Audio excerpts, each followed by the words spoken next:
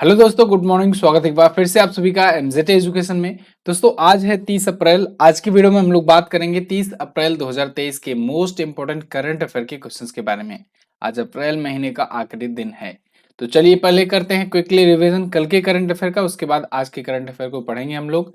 68वां Hyundai film fair award, इसमें best film पूछा गया है, किसने जीता है?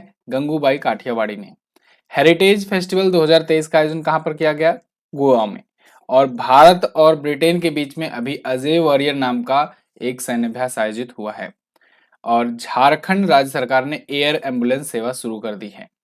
अभी हाल ही में शशि शेखर वेम्पति ने कलेक्टिव स्पिरिट कंक्रीट एक्शन नाम की पुस्तक लिखी है। शशि शेखर वेम्पति ये प्रसार भारती के पूर्व सीईओ और अध्यक्ष रह चुके हैं। और अभी एडीबी एशियन डेवलपमेंट बैंक की वार्षिक रिपोर्ट के अनुसार इसके वित्त पोषित कार्यक्रमों का सबसे बड़ा प्राप्तकर्ता बना है पाकिस्तान। एशिया का पहला मॉक्सी लेजर लॉन्च किया गया है डॉक्टर मोनिशा कपूर के द्वारा। और अभी आईआईटी कानपुर ने साइबर सुरक्षा कौशल कार्यक्रम का शुभारंभ किया है। भारतीय मुक्केबाज कौर सिंह जी का निधन हो गया है। ये अर्जुन पुरस्कार और पद्मश्री से सम्मानित थे। कार्यस्थल पर सुरक्षा और स्वास्थ्य के लिए विश्व दिवस 28 अप्रैल को मनाया गया। ये टॉप 10 करंट अफेयर के क्वेश्चन थे कल की वीडियो से, जिनका आपने किया क्विकली रिवीजन। अब आज की करंट अफेयर। तो पहला क्वेश्चन है, हाल ही में 29 अप्रैल को निम्न में से कौन सा दिवस मनाया गया? तो देखो 29 अप्रैल को तो मनाया जाता है विश्व नृत्य दिवस, लेकिन 29 अप्रैल को ही इस बार मनाया गया विश्व पशु चिकित्सा दिवस।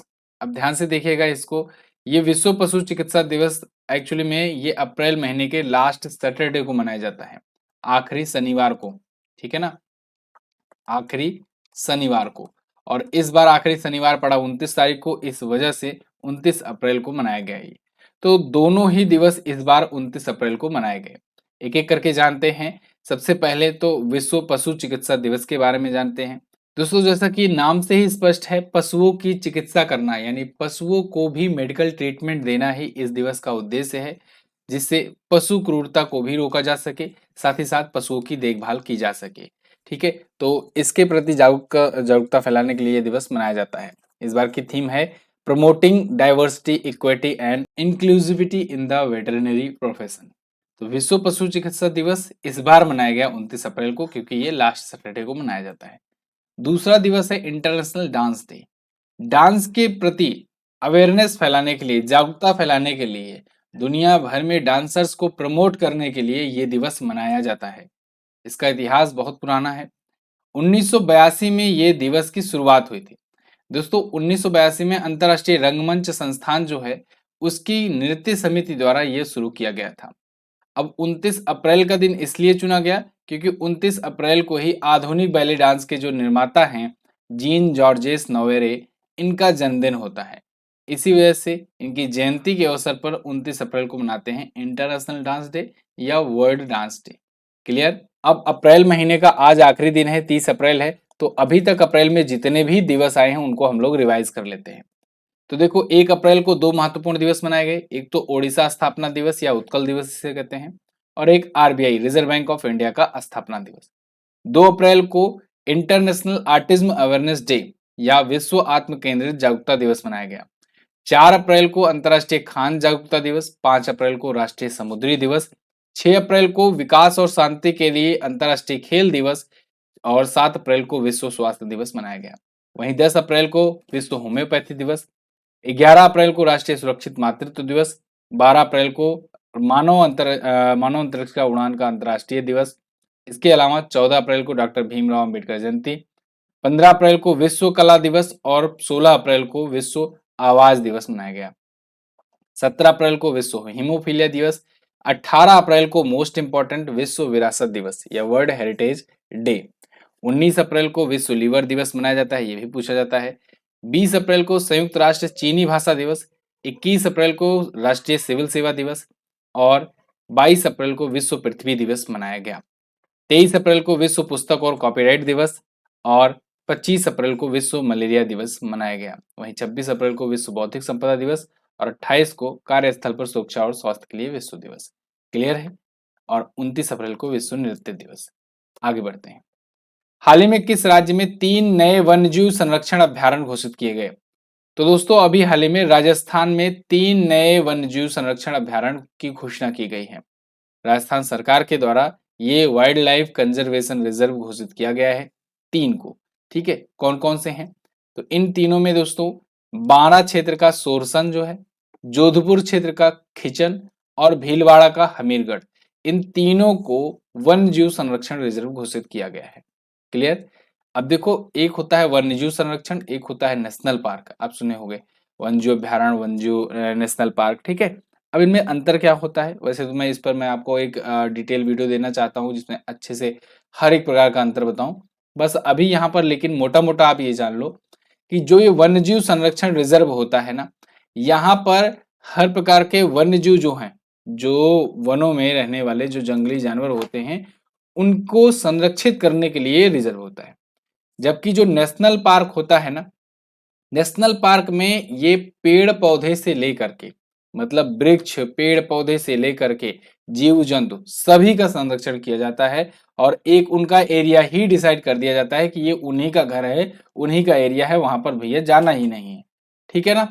और एक होता है जैसे चिड़ियाघर, तो ये पक्षी अभयारण्य भी कहते हैं जैसे। तो यही जो होता है ये पर्यटन के लिए होता है, मतलब यहाँ पर लोग जा सकते हैं घूमने फिरने, देख सकते हैं कैसे कहाँ क्या रहता है, थोड़े थोड़े स्थान रहते हैं वहां पर। चिड़ियाघर तो आप गए ही हुए, उसके बारे में क्या बताना। देखो, तो ये है। अब इस पर मैं जब डिटेल वीडियो आपको दूंगा तो अच्छे से पूरा अंतर बताऊंगा। फिलहाल यहाँ पर आप राजस्थान के 3 नए संरक्षण रिजर्व को जान लो। 12 में स्थित जो सुरसन है, ये दुर्लभ लुप्त प्राय प्रजातियों, मुख्य रूप से ग्रेट इंडियन बस्टर्ड या काले हिरण, इन सब के लिए संरक्षण के लिए एक संरक्षण रिजर्व घोषित किया गया है, इनकी रक्षा के लिए। काला हिरण यहाँ पर दिख रहा है। काला हिरण का ही शिकार करने के जुर्म में सलमान खान को जेल हुई थी और उन पर केस चल रहा है। जोधपुर में खिचन जो है, यहाँ पर डेमोइल क्रेन, ये सभी जो प्रवासी पक्षी हैं, जो सर्दियों में आकर के यहाँ पर बस जाते हैं, प्रवासी पक्षी होते हैं ये, तो इनको भी संरक्षित करने के लिए इसे संरक्षण रिजर्व का टैग दिया गया है। क्लियर? राजस्थान में अब कुल ऐसे 29 संरक्षण रिजर्व हो चुके हैं जो वनस्पतियों और जीवों और विभिन्न प्रजातियों के लिए सुरक्षित आश्रय प्रदान करते हैं। अब आगे बढ़ते हैं, राजस्थान के बारे में जानते हैं। राजस्थान देखोगे आप तो भारत का सबसे बड़ा राज्य है राजस्थान। राजस्थान की कैपिटल है जयपुर। जयपुर यानी पिंक सिटी। यहाँ के सीएम हैं अशोक गहलोत। यहाँ के गवर्नर हैं कलराज मिश्रा। यहाँ पर झीलों की अगर बात करें तो पुष्कर झील है, राजसमंद है, जयसमंद भी है, पिछौला है, फतेह सागर है। नेशनल पार्क में Sariska national park, Ranthambore national park, Keoladeo Ghana पक्षी विहार। लोक नृत्य में घूमर, पनिहारी, कालबेलिया, गरबा नृत्य, गोगा, ये प्रमुख यहाँ पर लोक नृत्य होते हैं। घूमर बड़ा पूछा जाता है, अभी एग्जाम्स में पूछा गया था और ये अक्सर पूछा जाता रहता है, याद रखेंगे आप। यहाँ की लोक कला जो है ना, लोक कला मेहंदी है। मेहंदी लगाना यहाँ की लोक कला है, याद रखना। जयपुर हो गया। इसके अलावा दोस्तों राजस्थान में जिलों की संख्या 50 अब हो चुकी है। 19 नए जिले अभी रिसेंटली ऐड किए गए। विधानसभा में सीटें 200 है, लोकसभा में 25 और राज्यसभा में 10 सीटें यहाँ पर है। राजकीय पशु है ऊंट, राजकीय पक्षी है गोंडावण, राजकीय पुष्प है रोहिड़ा। ये अपना बॉर्डर शेयर करता है पंजाब से, हरियाणा से, उत्तर प्रदेश से, मध्य प्रदेश से और गुजरात से। अगला देखते हैं। हाल ही में कहाँ के एयरलाइन एमिरेट्स ने दुनिया का पहला रोबोटिक चेक इन असिस्टेंट सारा पेश किया? तो दोस्तों दुबई का एयरलाइन एमिरेट्स है, इसने दुनिया का पहला robotic check in assistant launch किया है जिसका नाम रखा है इसने सारा। देखो सारा कुछ इस प्रकार से होगा। तो एमिरेट्स का जो एयरलाइंस है उसके द्वारा ये सारा लॉन्च किया गया है। ये क्या करेगा, लोग जब चेक इन करते हैं, चेकआउट करते हैं, तो उनको ये बेहतर तरीके से चेक कर सकेगा, टेस्टिंग कर सकेगा, इनके चेहरों को मैच कराएगा, पासपोर्ट को स्कैन करेगा, यात्रियों की जांच करेगा और सामान छोड़ने वाले क्षेत्रों में उनका मार्गदर्शन करेगा कि सामान ले जाकर के आपको कहाँ रखना है। ठीक है, तो ये सारा जो है ये रोबोटिक चेक इन असिस्टेंट होगा। दुनिया का पहला होगा रोबोटिक टाइप का और लॉन्च किया है दुबई एयरलाइंस ने। क्लियर? दुबई कहाँ का है? यूएई का एक बड़ा नगर है, राजधानी नहीं कहेंगे, राजधानी जो होती है इसका अबू धाबी होती है, अबू धाबी होती है। क्लियर है? अच्छा, यूएई की बात आ ही गई है। अभी कुछ दिन पहले ही मैंने आपको बताया था शारजाह क्रिकेट स्टेडियम है यहाँ पर। शारजाह क्रिकेट स्टेडियम के एक स्टैंड का नाम सचिन तेंदुलकर के नाम पर किया गया है, वेस्ट स्टैंड का नाम। ठीक है, इसके अलावा यूएई ने, अगर आपको याद हो तो, राशिद नाम का रोवर राशिद नाम का रोवर उतारा है। कहां पर उतारा है? चंद्रमा की धरती पर। चंद्रमा पर राशिद रोवर उतारा है, ठीक है ना, ये भी आप याद रखेंगे। यूएई ने ही दोस्तों होप नाम से एक मंगल मिशन किया था 2021 में। मंगल मिशन किया था अपना 2021 में, ऑर्बिटर था हालांकि, ठीक है। और यूएई ने ही दुनिया का पहला इन्फिनिटी ब्रिज खोला है। यूएई ने ही अपने देश में आईआईटी खोलने की, भारत के ही तर्ज पर आईआईटी खोलने की बात की थी, तो भारत सरकार वहां पर पहली बार अपना आईआईटी संस्थान खोला।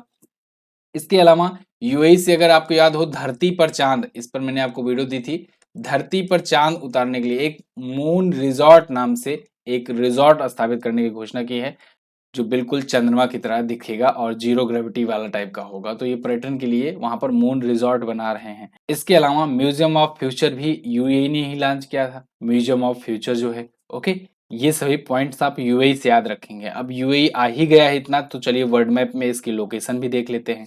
तो वर्ल्ड मैप में आप देखोगे तो ये रहा सबसे पहले अपना प्यारा भारत। यहाँ से अगर आप जूम इन करेंगे तो इधर साइड में आपको ये छोटा सा एक देश दिखेगा, यूनाइटेड अरब अमीरात। देखो, इंडिया के बाद इधर पाकिस्तान है, ऊपर अफगानिस्तान है, ईरान है, इधर देखो ओमान है और इधर सऊदी अरेबिया है। यहाँ पर जो ये देश है ये है यूनाइटेड अरब अमीरात। क्लियर है, यूएई यही है। और ये गल्फ ऑफ ओमान है, गल्फ ऑफ ओमान है, इधर पार्सियन गल्फ है। इसीलिए ये सभी यहाँ पर खाड़ी हैं कई सारी, इसीलिए यहाँ पर इन देशों को खाड़ी देश कहते हैं। तो यूएई भी एक खाड़ी देश है। राजधानी अबू धाबी, मुद्रा यूएई दिरहम। आगे बढ़ते हैं, अगला क्वेश्चन है, हाल ही में central bank digital currency CBDC को स्वीकार करने वाली पहली बीमा कंपनी कौन बनी? तो वो बन गई है Reliance general insurance. Reliance general insurance एक ऐसी इंश्योरेंस कंपनी है जो अब सीबीडीसी को एक्सेप्ट करेगी। सीबीडीसी क्या है? सीबीडीसी अगर आपको याद हो तो ई रुपए का कॉन्सेप्ट एक दिया था आरबीआई ने। आरबीआई ने ई रुपए का एक कॉन्सेप्ट दिया था, जिसके तहत आरबीआई ने कहा था कि हम अपना ई रुपए लॉन्च करेंगे, और जो बिल्कुल ही आपका एक नोट की फीलिंग देगा। मतलब उसमें भी करेंसी नोट की तरह ही होंगे, एक एक नोट आप एक दूसरे को ट्रांसफर कर पाओगे, बस वो सब कुछ डिजिटल रहेगा। ठीक है, मतलब आपकी मोबाइल में 500 की एक नोट बनी है जैसे, या 20-20 की एक नोट बनी है। अब उस 20 की नोट को आप सामने वाले के मोबाइल में 20 रुपए की नोट जैसे ट्रांसफर कर रहे हो, तो वो भेज रहे हो, तो उसके पास एक 20 रुपए की नोट ऐड ऑन हो जाएगी। इससे पूरा रियल टाइम जैसी आपकी फीलिंग आएगी। मतलब यूपीआई की तरह नहीं है कि 20 रुपए 20 जो है ये अंकों में आप ऐड करते हो, इंटर करते हो, और वो अंक चाहे 20 हो चाहे 20,000 हो, आप तुरंत इंस्टेंटली ट्रांसफर करते हो तो सामने वाले के मोबाइल में आ जाता है। तो इससे वो फीलिंग नहीं आती है, मतलब इससे लोग ज्यादा खर्चीले हो जाते हैं। ये टाइप का इसमें कॉन्सेप्ट बताया गया। लेकिन ये जो ई रुपी आएगा ना, ये बिल्कुल आप एक एक नोट आपके पास रहेगा। आपके पास जैसे 500 का फुटकर चाहोगे तो 500 की फुटकर रहेगी उसके पास, जैसे 100 की नोट है होगी, 200 की नोट होगी, इस टाइप का होगा। तो ये कॉन्सेप्ट सीबीडीसी के थ्रू आरबीआई ने दिया था कि ई रुपए लॉन्च करेंगे, और इसके लिए पायलट प्रोजेक्ट्स भी चलाए गए। और अब देखो यहाँ पर सीबीडीसी को एक्सेप्ट करने वाली पहली बीमा कंपनी बन गई है रिलायंस जनरल इंश्योरेंस। आने वाले दिनों में आपको डिजिटल करेंसी बहुत ज्यादा मात्रा में देखने को मिलेगी, और धीरे धीरे करके ये कैश वाला जो है इसको सिस्टम हटाया ही जाएगा, ई रुपी ही चलेगा। तो फिलहाल सीबीडीसी जो है ये एक्सेप्ट करेगी रिलायंस जनरल इंश्योरेंस। यहाँ पर बिजनेस लाइन का आर्टिकल है आपके सामने। इसके लिए यस बैंक के साथ टाई अप भी हुआ है रिलायंस जनरल इंश्योरेंस का, जिससे ई रुपया वो स्वीकार कर सकें।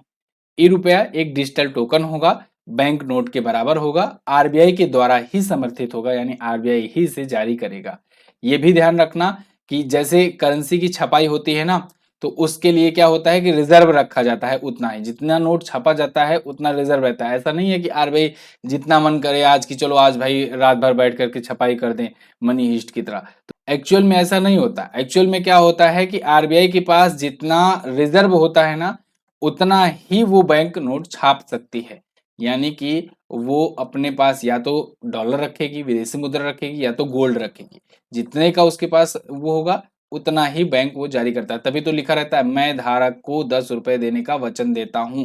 तो 10 रुपए के नोट पर अगर ये लिखा है तो उस पर आरबीआई के गवर्नर का सिग्नेचर हुआ है, तो इसका मतलब वो 10 रुपए जो आपके पास है उतने का रिजर्व है आरबीआई के पास, तभी उसकी वैल्यू है नोट की। वरना नोट कोई मतलब नहीं है, वो तो एक कागज का टुकड़ा है।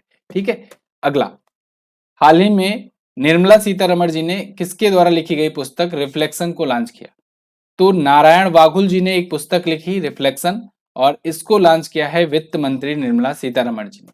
यहाँ पर आर्टिकल देखिए, finance minister release veteran former banker Vaghul's book reflection. बहुत ही फेमस ये इकोनॉमिस्ट भी रह चुके हैं और बैंक के अधिकारी भी रह चुके हैं, नारायण वाघुल, और इन्होंने इस पुस्तक को लिखा है रिफ्लेक्शंस। ठीक है, भारत का जो फाइनेंस परिदृश्य है, इन्होंने अपने कई दशकों के अनुभव के आधार पर इस बुक में छापा हुआ है। आगे देखते हैं, पीएम मोदी ने कहां पर नमो medical education and research institute का उद्घाटन किया? तो प्रधानमंत्री नरेंद्र मोदी जी ने अभी हाल ही में दादरा और नागर हवेली और दमन दीव, अब चूंकि दोनों एक ही हो चुके हैं तो पूरा लंबा नाम है, ये एक केंद्र शासित प्रदेश है, और यहाँ पर इन्होंने नमो medical education and research institute का उद्घाटन किया है। यहाँ पर देखिए बहुत ही लेटेस्ट फैसिलिटीज से, सुविधाओं से लैस है ये मेडिकल इंस्टीट्यूट, और सिलवासा में ये स्थित है। दादरा और नागर हवेली और दमन दीव में सिलवासा में ये स्थित है नमो medical education and research institute. 203 crore रुपए की खर्च पर बनाया गया है। क्लियर? अच्छा, आज 30 अप्रैल है और 30 अप्रैल को एक बार मैं फिर से आपको रिमाइंड करा दूं, मन की बात का 100वां एपिसोड जो है, मन की बात का 100वां एपिसोड जो है वो आज कंप्लीट होगा। आज प्रधानमंत्री मोदी जी ये 100वां मन की बात रिकॉर्ड करेंगे और देश को संबोधित करेंगे, और इसको लेकर के एक स्मारक सिक्का 100 रुपए का जारी किया गया है। स्मारक सिक्का भी 100 रुपए का जारी किया गया है।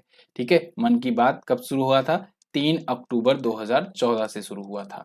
यहाँ से क्वेश्चन बनेगा ही बनेगा। वैसे अगर आप ऐसे ढेर सारे पॉइंट चाहते हो कि जहां से आपका क्वेश्चन बाहर से ना आए, कोई सब कुछ एक ही जगह पर मिल जाए, तो आप हमारी ये ई बुक ले सकते हो।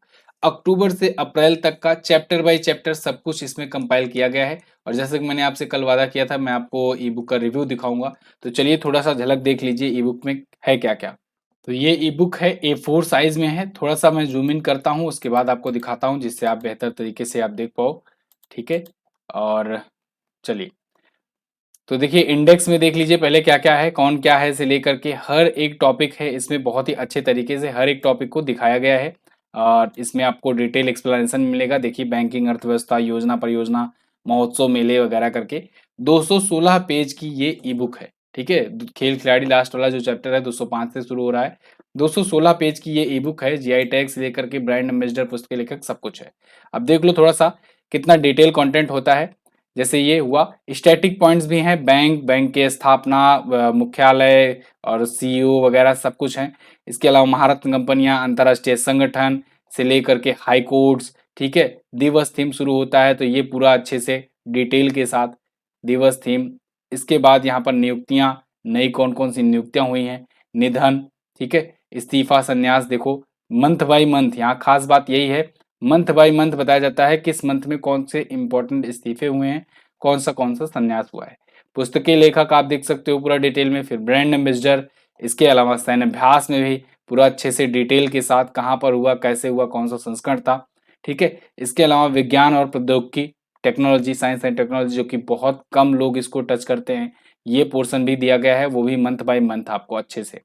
इसके अलावा आप आगे देखोगे सूचकांक, रैंकिंग, इंडेक्स जो है रैंकिंग है, वो सारा कुछ यहाँ पर दिया गया है। मतलब ये देखो जीआई टैग, मोबाइल ऐप और पोर्टल, हर एक चीज है यहाँ पर। यहाँ पर आप देखो कि फिल्म से संबंधित जो पुरस्कार हैं वो सारी चीजें एक जगह पर, फिल्म पुरस्कार सभी के सभी एक जगह पर। ठीक है, ऐसे ही खेलों से संबंधित में आएगा तो क्रिकेट का सारा टूर्नामेंट या जो बड़े बड़े टूर्नामेंट हैं वो सब एक जगह पर। तो ये सारी चीजें आपको इस ई बुक में मिल रही हैं मात्र 59 रुपए में अभी के लिए। तो आप एमजेटी ऐप पर जाकर के इसे ले सकते हैं। अगर आपको और कोई डाउट है, कोई और जानकारी चाहिए, तो आप इस नंबर पर संपर्क भी कर सकते हैं। ठीक है, व्हाट्सएप करिएगा, व्हाट्सएप ही करिएगा, व्हाट्सएप पर ही आपको रिप्लाई मिलेगा। ओके, 7235939467 पर। आगे बढ़ते हैं, हाल ही में माउंट अन्नपूर्णा वन पर चढ़ने वाले पहले भारतीय व्यक्ति कौन बने? तो वो बन गए हैं दोस्तों अर्जुन वाजपेयी। ये भारतीय पर्वतारोही हैं और अन्नपूर्णा वन माउंट पर ये चढ़ाई कर चुके हैं। ये चढ़ने वाले पहले भारतीय पुरुष बन गए हैं। माउंट अन्नपूर्णा पर्वत दोस्तों ये नेपाल में है, दुनिया का 10वां सबसे ऊंचा पर्वत है, 8000 से ज्यादा की ऊंचाई वाला है ये। 8,091 मीटर की ऊंचाई पर था और ये चढ़ाई कर लिए हैं। माउंट अन्नपूर्णा दोस्तों 14 ऐसे पहाड़ी जो 8,000 मीटर की चोटी वाले हैं, 8,000 से ऊपर की ऊंचाई वाले हैं, उनमें सबसे खतरनाक माना जाता है और इसको अभी हाल ही में फतह इन्होंने कर लिया है, अर्जुन वाजपेयी ने। क्लियर। आगे, आईआईटी बॉम्बे की सूनिया टीम ने सोलर डेकाथलॉन बिल्ड चैलेंज में कौन सा स्थान हासिल किया? तो आईआईटी बॉम्बे इसकी सूनिया टीम जो थी वो गई थी अभी सोलर डेकाथलॉन बिल्ड चैलेंज में। ये भारत को रिप्रेजेंट कर रही थी, भारत की तरफ से इकलौती टीम गई हुई थी उसमें, और इस सोलर डेकाथलॉन में दूसरा पोजीशन हासिल किया है आईआईटी बॉम्बे की ये सूनिया टीम ने। यहाँ पर आप आर्टिकल देखेंगे, second place Indian Institute of Technology Bombay. सूनिया टीम मतलब कि ये टीम का नाम है और इसमें आईआईटी बॉम्बे के कई सारे छात्र थे और जिन्होंने अपना वहां पर अपना रिसर्च शो किया। इन्होंने क्या बनाया था? मुंबई को गर्म और आर्द्र जलवायु में होने वाली वायु प्रदूषण समस्याओं को कैसे निपटा जा सके, उसके लिए शून्य ऊर्जा वाला घर इन्होंने डिजाइन किया था, टीम शून्या ने। ठीक है, तो इसे दूसरा पुरस्कार मिला है और ये भारत की तरफ से एकमात्र प्रतिनिधि थी। ठीक है, दुनिया भर से 32 टीमें इसमें शामिल हुई थी। अब आईआईटी से रिलेटेड कल मैंने आपको क्वेश्चंस बताए थे, बहुत सारे पॉइंट्स बताए थे, एक बार फिर से रिवाइज कर लेते हैं। कल मैंने आपको बताया था कि आईआईटी कानपुर ने साइबर सुरक्षा कौशल कार्यक्रम का शुभारंभ किया है। इसके अलावा आईआईटी मद्रास ने अभी तंजानिया में अपना पहला अंतर्राष्ट्रीय परिसर स्थापित करने की घोषणा की है। आईआईटी हैदराबाद में DRDO industry academy centre of excellence का उद्घाटन किया जाएगा और आईआईटी मद्रास के जो रिसर्चर्स हैं इसके द्वारा दूध में मिलावट का पता लगाने के लिए एक पॉकेट फ्रेंडली डिवाइस विकसित किया गया है। और वहीं आईआईटी बॉम्बे को ही, यही वाला आईआईटी बॉम्बे जो है, ये क्यूएस वर्ल्ड यूनिवर्सिटी रैंकिंग में इंजीनियरिंग और टेक्नोलॉजी में भारत का पहला स्थान दिया गया है। भारत में पहले पर है और ओवरऑल में अगर देखा जाए तो 172वें स्थान पर ये शामिल रहा था। इसके अलावा आईआईटी रुड़की ने दोस्तों, वहां के साइंटिस्ट ने जीवाणु रोधी एक अणु बनाया था IITR00693 के नाम से। ठीक है, आगे बढ़ते हैं। हाल ही में किस अंतर्राष्ट्रीय संगठन ने भविष्य की महामारियों को बेहतर तैयारी के लिए प्रेत नाम से पहल शुरू किया? जी हाँ, बिल्कुल सुने आप, प्रेत नाम से एक पहल शुरू किया गया है WHO के द्वारा, वर्ल्ड हेल्थ ऑर्गेनाइजेशन के द्वारा। अब देखो ये भी भूत प्रेत में विश्वास करने लगे हैं। प्रेत एक्चुअली में इसका फुल फॉर्म होता है, फुल फॉर्म इसका क्या है? Preparedness and resilience for emerging threats.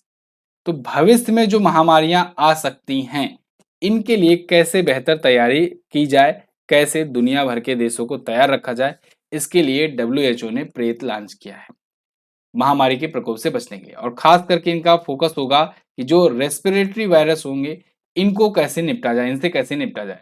Respiratory virus क्या? ऐसे वायरस जो अपने रेस्पिरेटरी सिस्टम को ज्यादा अटैक करते हैं। जैसे अभी आप देखो कोरोना था, कोरोना से भी तो अपने रेस्पिरेटरी सिस्टम को अटैक होता था, ठीक है ना, सांस लेने में तकलीफ होने लगती थी। तो ऐसे वायरस जो इनको इन्फेक्ट करते हैं इन पर ज्यादा फोकस होगा WHO का। WHO तो आप जानते ही हो 7 अप्रैल को स्थापित हुआ था 1948 में, और इसी वजह से 7 अप्रैल को हम लोग मनाते हैं विश्व स्वास्थ्य दिवस, विश्व स्वास्थ्य दिवस। और अभी इसी हफ्ते में तो इसी मतलब महीने में तो मनाया गया, अप्रैल में ही 7 तारीख को। क्लियर है। WHO के अध्यक्ष कौन है? टेड्रोस एधनोम। अगला देखते हैं, किस केंद्रीय मंत्री ने 9,000 करोड़ की संशोधित CGTMSC योजना शुरू की? तो अभी हाल ही में केंद्रीय MSME मंत्री नारायण तातू राणे ने, ये केंद्रीय MSME मंत्री हैं, MSME मंत्री हैं यानी micro small and medium enterprises के मंत्री हैं। इन्होंने 9,000 करोड़ की संशोधित CGTMSC योजना की शुरुआत की है। संशोधित मतलब कि ये एक योजना एक बार पहले भी आ चुकी है, इसका संशोधित संस्करण अभी लॉन्च किया गया है। क्लियर है। अब CGTMSC का पहले तो फुल फॉर्म जान लो, काफी लंबा नाम है। ये है credit guarantee fund trust for micro and small enterprises. Actually में जो माइक्रो एंड स्मॉल इंटरप्राइजेस हैं उनको क्रेडिट गारंटी फंड दिया जाता है, तो उसी को लेकर के एक संशोधित योजना इन्होंने लॉन्च की है। इसके तहत क्या होगा? इस योजना के तहत 1 करोड़ रुपए तक के जो लोन हैं उनकी वार्षिक गारंटी जो शुल्क है वो 2% से घटा करके 0.37% प्रति वर्ष तक कम कर दी गई है। यानी 2% का जो गारंटी शुल्क देना होता था वो अब 0.37 तक देना होगा। ठीक है, यानी कि जो लोन की लागत को कम करने के लिए लोन के लिए गारंटी शुल्क को कम किया गया है। दूसरी चीज, इनकी जो गारंटी की सीमा 2 करोड़ थी वो बढ़ा करके अब 5 करोड़ कर दी गई है, और कानूनी कार्यवाही शुरू किए बिना दावा निपटान की सीमा 10 लाख तक कर दी गई है। यानी कि 10 लाख तक का निपटान कर दो वरना कानूनी कार्यवाही शुरू की जा सकती है, ये वाली सीमा, ठीक है ना। तो CGTMSE योजना ये केंद्रीय मंत्री नारायण राणे ने शुरू किया।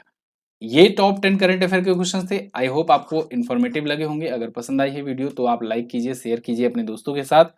रमन मैक्स से पुरस्कार कल मैंने पूछा था, 1997 में 57 में इसकी शुरुआत हुई थी।